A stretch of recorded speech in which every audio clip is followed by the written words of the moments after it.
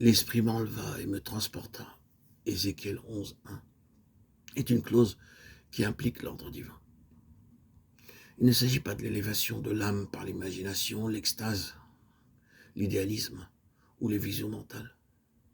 De même, de fausses ou vraies présentations de grandes perspectives peuvent être représentées par le diable. Le maître refusa les élévations et visions données par l'ennemi, parce que la vraie perspective n'était que par le chemin de la croix.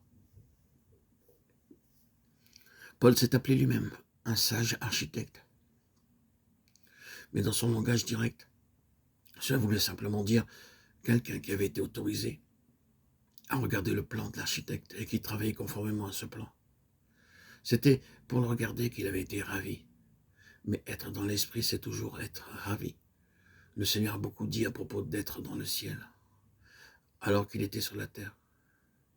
Le Fils de l'homme qui est dans le ciel, Jean 3,13, le Fils ne fait que ce qu'il voit faire au Père, et tout ce que le Père fait, le Fils aussi le fait pareillement. Jean 5,19. Son esprit était dans une union céleste avec le Père par le Saint-Esprit, et c'est de cette façon qu'il agissait. C'est une chose de prendre même la Bible comme un manuel, un système de vérité, d'enseignement, de pratique et d'ordonnance. C'est une toute autre chose de voir les principes éternels et spirituels derrière les préceptes, les pratiques et l'enseignement. D'un côté, c'est vivre et travailler d'après la transmission de la vérité par le moyen de l'intelligence humaine, c'est-à-dire qu'une vérité infinie a été façonnée dans des termes limités pour la rendre compréhensible aux hommes. D'un autre, appréhendée par un esprit vivifié et renouvelé, la signification infinie de la révélation.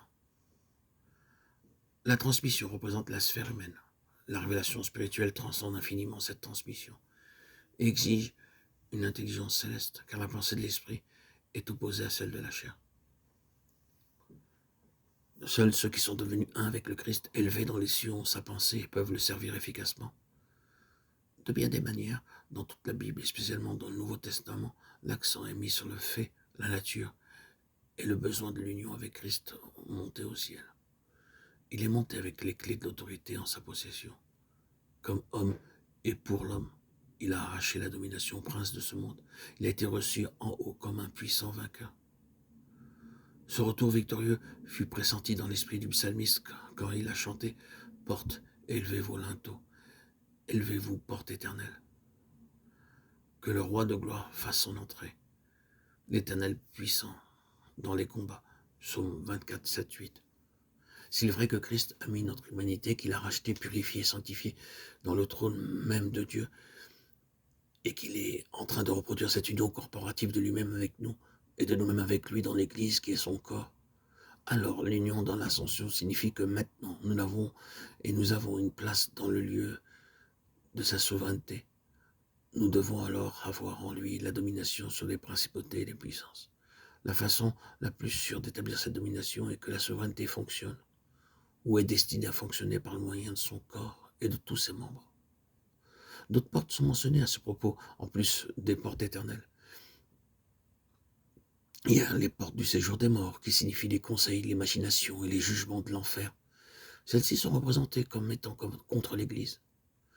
Par conséquent, il est dit qu'à cause de l'union céleste avec lui et en lui, qui a traversé triomphalement les portes éternelles, ces autres portes ne prévaudront pas, parce que sa souveraineté est dans l'Église et l'Église est dans sa souveraineté.